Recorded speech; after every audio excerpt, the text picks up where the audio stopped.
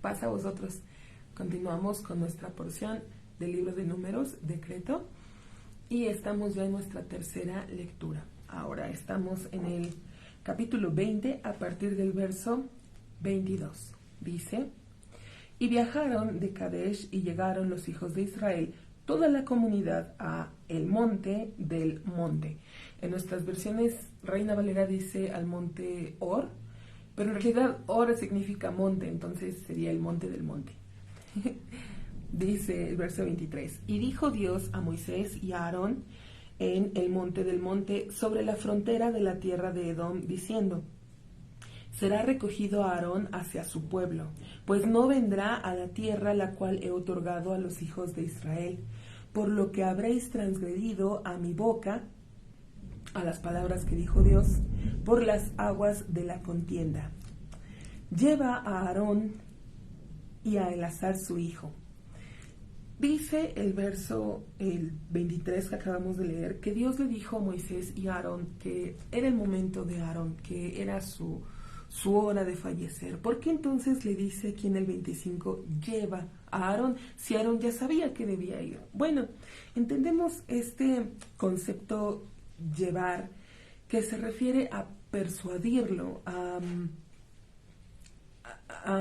convencer a Aarón por medio de palabras, darle estas palabras, pues, que lo hagan sentir bien, de una cierta manera cómodo. Mire, por ejemplo, Moisés le puede decir a Aarón: qué dicha, pues, que vas a ver a tu hijo, que sabes que tu hijo va a tomar tu lugar. A mí no se me va a conceder eso, porque pues ninguno de los hijos de Moisés lo va a seguir en liderazgo. Podría decirle también: qué bendición que alguien esté contigo en el momento en que falleces, porque pues le puede decir Moisés: Miriam ya falleció, tú vas a fallecer ahora, y a mí ¿quién me va a asistir? Entonces, tratarlo de convencer, decimos. Aprendemos de esto también un mensaje pedagógico. Aun cuando están castigando severamente a Aarón por su transgresión fatal, Dios le demuestra cuánto lo ama, cuánto lo quiere. Similarmente a lo que pasó con Miriam cuando le dio lepra, vimos que el pueblo de Israel la espera. Dios hace que el pueblo la espere a Miriam hasta que es sanada, pues así con Aarón también, que le hable, que le dé este consuelo a su hermano. Dice entonces: y hazlos ascender a ellos a el monte del monte. Y desviste a Aarón de sus ropas y las harás vestir a Eleazar su hijo, y Aarón se recogerá y morirá allá. E hizo Moisés conforme ordenó Dios, y ascendieron al monte del monte a los ojos de toda la comunidad. Y desvistió Moisés a Aarón a sus ropas, y las hizo vestir a ellas a Eleazar su hijo.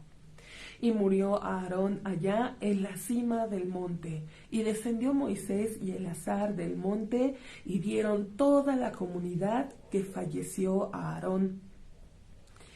Y lloraron a Aarón 30 días toda la familia de Israel. Dice aquí que en la muerte de Aarón hicieron luto 30 días. Mire, por Miriam vimos que fallece, nos dice en 8 palabras que fallece y es enterrada, y ni siquiera un versículo le dedicó, fue la mitad la última parte de un verso. Y en cambio con Aarón se extiende 8 versos para decirnos, para explicarnos sobre su muerte.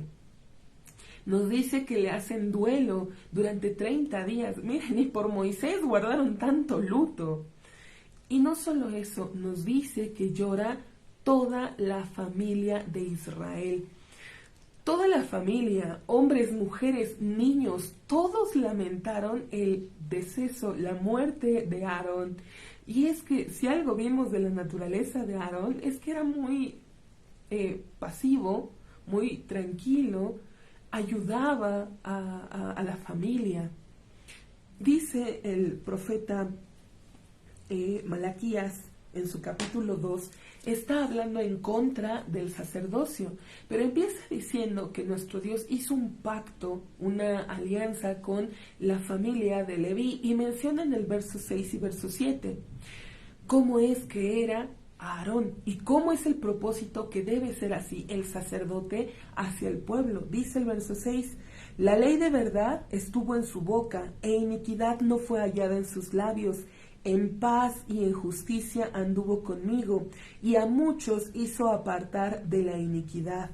Porque los labios del sacerdote han de guardar la sabiduría, y de su boca el pueblo buscará la ley, porque mensajero es de Dios de los ejércitos. Entonces tenemos el ejemplo perfecto, la explicación que nos da el profeta, por qué es que esta muerte, el que fallece Aarón, le duele tanto a la familia de Israel, no al pueblo, no a la congregación, no a la familia. Aarón era un amor, él procuraba la paz y el conciliar, que hubiera esa paz en la familia. Y así como vimos cuando fallece Miriam, que aprendemos que cuando muere un justo viene una tragedia mayor. Fallece Miriam y hay sed, se seca el manantial, el pozo donde tenían agua, se seca. Los 40 años estuvo ese pozo ahí, ese manantial, y ahora muere Miriam y se seca, no tienen agua. Ahora que fallece Aarón, pues también van a acontecer ciertos problemas dentro de la congregación. Dice nuestro capítulo 21. Y escuchó el cananeo, rey de Arad, habitante del sur, que había llegado a Israel por el camino de los espías. Ese camino que recorrieron los espías, que fue por donde subieron, si usted recuerda el reporte que daban los espías hacia el sur, les decían el Negev, el sur, estaba Amalek. Entonces, este pueblo enemigo oyeron que venía Israel y van a atacar. Dice, y guerreó contra Israel y cautivó de él cautivo. Hasta eso, dice, pelearon contra Israel, pero por lo que nos dice, no hubo muertos. Por parte del pueblo judío no hubo fallecimiento, sino hubo cautivos. ¿Qué hace entonces Israel? Verso 2. Y prometió Israel una promesa para Dios y dijo, si entregaras al pueblo en mi mano, entonces acabaré a sus ciudades. En la lectura anterior veíamos cómo le habla a el edomita y le dice que la principal arma que tiene el pueblo de Israel es la plegaria, es la oración. Y aquí en este ejemplo lo vemos. Viene el rey de Arad, captura a algunos de Israel y entonces Israel empieza a orar a nuestro Dios y hace un voto, no nada más la plegaria, sino también hace un voto de destruir a todas las ciudades de este enemigo. Verso 3. Y escuchó Dios la voz de Israel, a su ruego, su plegaria, Dios atiende.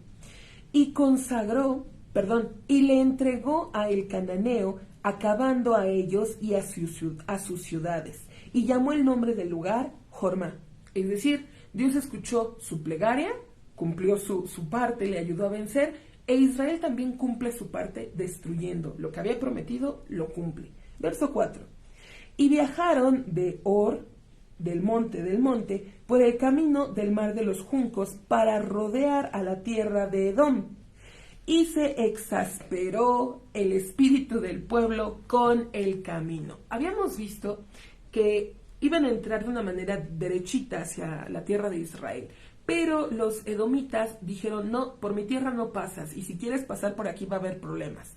Entonces van a tener que rodear. Ahora, lo que no nos dice la escritura, pero nos damos cuenta por la narrativa, arriba de Edom está Moab, los campos de Moab. Resulta que Moab tampoco dejó pasar al pueblo. No nos lo dice que le hayan pedido permiso o la negativa de Moab, pero por la narración vamos a ver que también van a tener que rodear parte de la tierra de Moab. Entonces dice, el pueblo se fastidió, se exasperó, el espíritu del pueblo con el camino, no por el camino, no, sino con el camino, porque ellos ya querían entrar, ya han pasado 40 años en el desierto, ellos ya quieren entrar. Es como cuando a un niño chiquito le estamos diciendo, ya te llegamos, ya casi, ya pronto, ya. Y el niño se desespera, porque algo corto lo hicimos ya muy largo. Es más fácil decirle, no, el camino es largo, uy, no, duérmete, falta mucho. Es más fácil decirle eso y ya es consciente que el camino es largo y no que es poquito y ya casi y ya mero. El pueblo se desespera, se fastidia. ¿Qué pasa cuando el pueblo se fastidia? Verso 5. Y habló el pueblo contra el Todopoderoso y contra Moisés. ¿Por qué nos hicieron subir de Egipto para morir en el desierto? A ver, espérame. ¿Cómo? Tú eres el pueblo, la nueva generación. ¿Cómo que por qué nos hicieron subir de Egipto? Eso fue a tus padres, que ya murieron. Aprendemos de esto el cuidado que debemos tener cuando expresamos una queja frente a nuestros hijos. Porque nuestros hijos, aunque no estuvieron ahí o estuvieron pero eran muy pequeños, van a traer esa misma queja toda su vida. ¿Quiere un ejemplo? ¿Cuántas generaciones no se quejan? Hay crisis, es que el gobierno, es que estamos mal, espérame, tú vienes apenas. ¿Cómo puedes decir todo es crisis, todo está mal, todo? No, es la queja que le transmitimos a nuestros hijos. Lo mismo pasa dentro de la iglesia. Es que el ministro es esto, es que esa hermana es así, es que no es... No te quejes frente a tus hijos, porque esa misma queja la van a arrastrar, ese mismo veneno se los vas a inyectar a ellos. Y aunque no lo hayan vivido, decíamos, lo van a seguir arrastrando. Dice entonces, ¿por qué nos hicieron subir de Egipto para morir en el desierto? Pues no hay pan y no hay agua, y nuestra alma está hastiada con el pan, el que es insubstancial. A ver, vamos por partes. ¿Se están quejando del maná? El maná tenía todas las propiedades, todos los nutrientes, ayudaba a la persona, fortalecía a la persona, no provocaba obesidad, no provocaba desnutrición, no provocaba indigestión, náuseas, acidez, reflujo, no provocaba nada de esto. Era el pan santo, era alimento del cielo. Sin embargo, el pueblo, eso bueno que tenía el pan, lo hablan, se expresan de él peyorativamente, lo rebajan. Esto es calumnia. Están hablando mal contra las bondades de Dios, algo que Dios te estuvo dando, su bendición que te estuvo dando continuamente 40 años, y te estás quejando de eso. ¿Qué pasa entonces? Y envió Dios contra el pueblo a las serpientes las quemadoras, y mordieron al pueblo, y murió pueblo cuantioso en Israel. ¿Por qué dice las serpientes quemadoras? Si usted alguna vez ha sufrido la picadura de algún animal, cualquier insecto, una araña, un mosquito, una abeja, una serpiente, cualquiera que le haya mordido o picado, de inmediato quema, arde. Bueno, ahora imagínate serpientes en el desierto. ¿Sabe cuántos animales hay en el desierto? Nuestro Dios los protegió durante 40 años. Pero ahora, debido a sus críticas, debido a sus quejas, nuestro Dios da permiso a estos animalitos que piquen, que muerdan a la gente. Ahora, ¿por qué es que son castigados con una víbora? ¿Cuál fue el primer ser que habló, que sacó calumnias de su boca? La serpiente, hablando calumnias del Creador. Hablando con Eva, le decía, con que Dios ha dicho, no. Entonces ubicamos a la serpiente con este mal, la mala lengua, la calumnia, la crítica, la queja. Por lo tanto, nuestro Dios manda estas serpientes. Ahora, dice, murió pueblo cuantioso de Israel, gran cantidad de pueblo, principalmente los que se quejaron, los que hablaron mal, se expresaron mal de nuestro Dios. Otra explicación, ¿por qué serpientes? La serpiente recibió su castigo debido a lo que hizo, una maldición, que era su alimento. Todo lo que comiera les sabría a polvo, a tierra.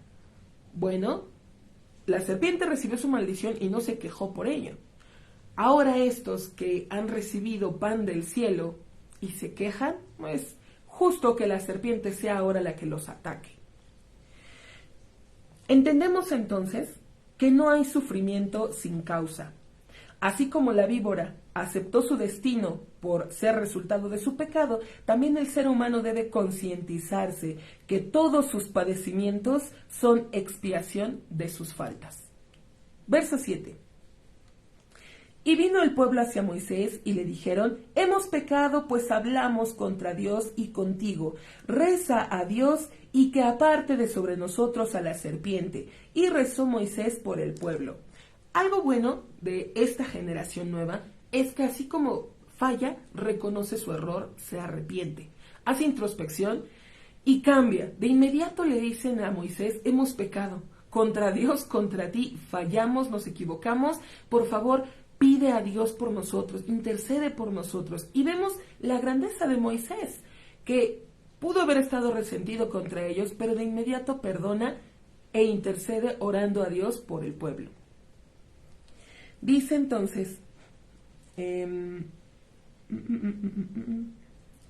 sí, no es pecado el reclamar la falta de agua o fastidio o cansancio, sino el pecado está en la manera de reclamar. En vez de decir estamos cansados, dijeron: ¿para qué nos sacaron de Egipto? También aquí hay un mensaje eterno. Cuando tienes un problema, concéntrate en ese asunto y no generalices. Puedes tener problemas en tu matrimonio.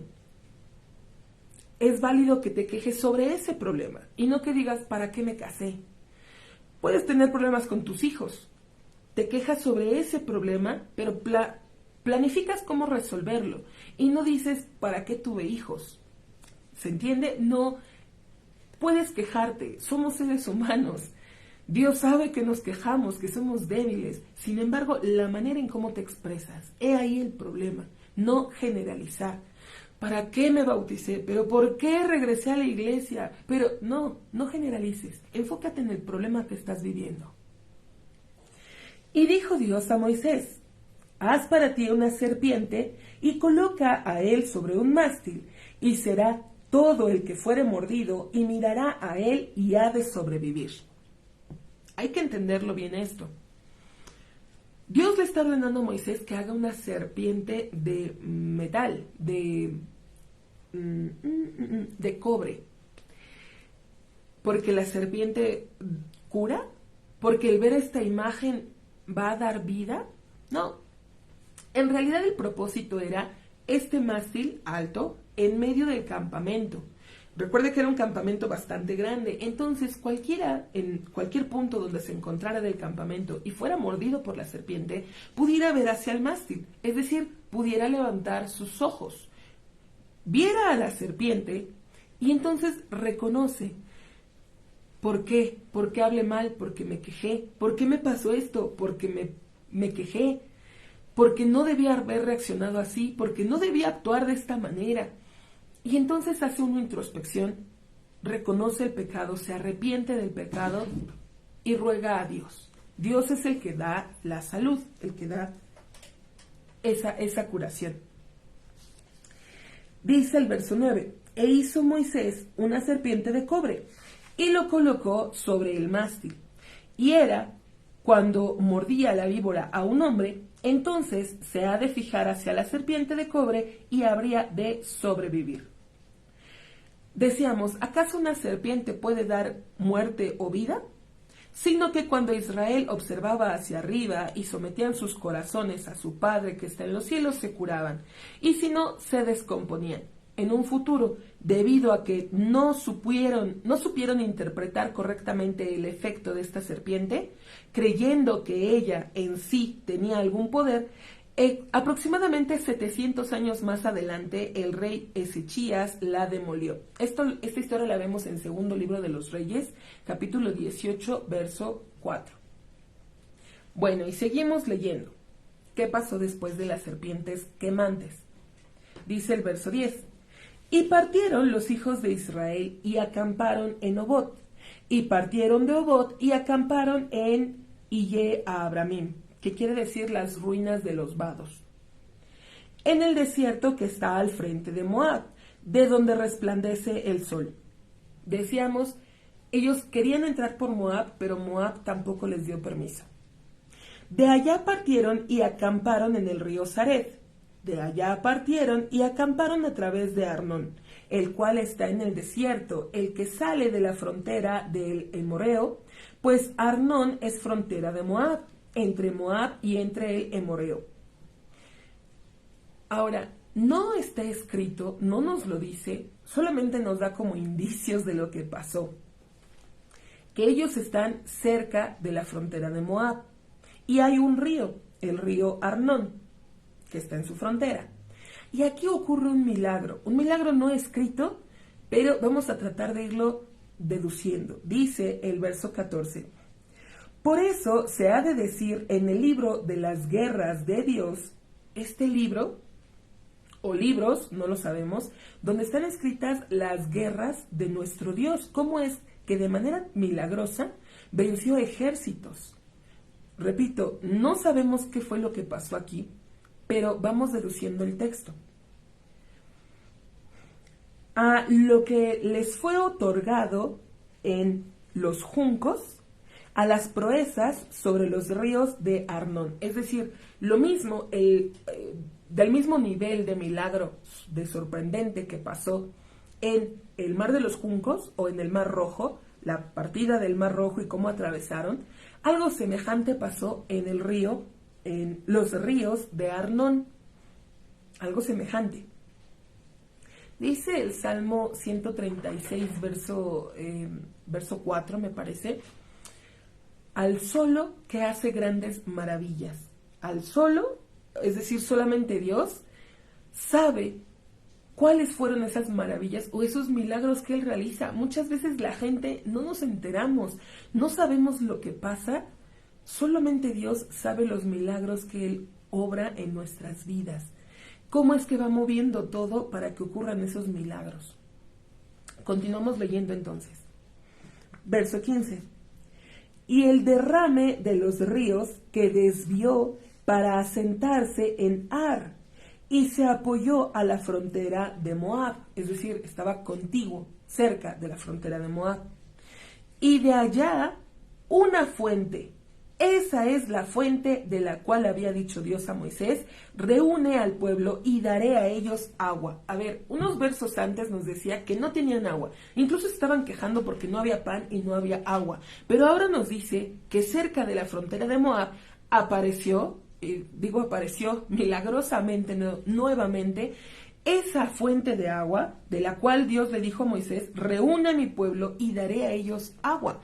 Ese manantial que se había secado después de la muerte de Miriam, vuelve a aparecer aquí, cerca del valle de Arnón, vuelve a surgir. Y entonces, dice, un cántico. Entonces cantó Israel a la poesía esta. Entonces, decíamos, si el pozo, el manantial, había estado 40 años, muere Miriam, se seca ese pozo, Moisés pasó lo del pleito, las aguas de Meribá, que tuvieron agua, pero después ya no tuvieron más agua, y ahora nuevamente vuelve a aparecer el agua, porque hasta apenas ahora el pueblo de Israel canta. Tuvieron agua 40 años y no cantaron nada. ¿Ha escuchado que la gente no sabe lo que tiene hasta que lo ve perdido? El pueblo de Israel no valoró ese manantial que estaba con ellos hasta que lo perdieron, hasta que padecieron sed, hasta que no tuvieron nada que beber. Y ahora que vuelve a aparecer, cantan este cántico. Verso 17. Entonces cantó Israel a la poesía esta. Asciende, oh fuente de agua, clamaban a ella. Fuente de agua, la cual cavaron ministros. Ministros son los principales, quiere decir Moisés y Aarón. La excavaron los nobles del pueblo. Los nobles, los líderes del pueblo. Fíjese, nos está diciendo entonces que los principales del pueblo, los líderes, las cabezas, tomaban agua del manantial o quizá con la vara abrían canales que los ayudaran a llevar agua hasta sus tribus. Recuerda el tamaño del campamento. Dice, con el legislador, Con el bastón de ellos y del desierto les fue dado un regalo. Del desierto les fue dado un regalo, el agua, lo que estamos viendo. El agua no es muy, ¿cómo se dice? No abunda en el desierto. Y del regalo que les fue dado, descendió con ellos a los vados, y de los vados ascendió con ellos a las colinas, y de las colinas al valle que está en el campo de Moab, cúspide de la cima de la colina, y atisba sobre la faz del lugar de Yeshimón.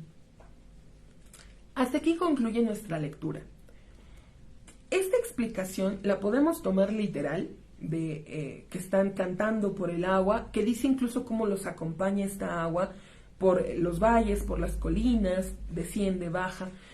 Pero también hay otra explicación más profunda. Recuerde que la Escritura nos dice que la palabra de Dios es agua, agua viva. Entonces vamos a tratar de entender. Interpreta estos versos alegóricamente de la siguiente manera. Aquel que es humilde, como el desierto, le otorga a Dios el regalo de la ley, de su palabra. Ya que recibió el regalo de la ley, logra conocer a Dios, conocer sus caminos, su voluntad. Desde que se hizo conocedor de Dios, llega hasta la cumbre. Si cae en la trampa de la soberbia, entonces desciende hasta lo más bajo. Si se arrepiente, hace introspección, llega hasta la cima de la montaña. Y decíamos, hasta aquí concluye nuestra tercera lectura. Estamos en nuestras porción número 6 y 7 del libro de Números, y si Dios permite continuaremos más adelante. Paz a vosotros.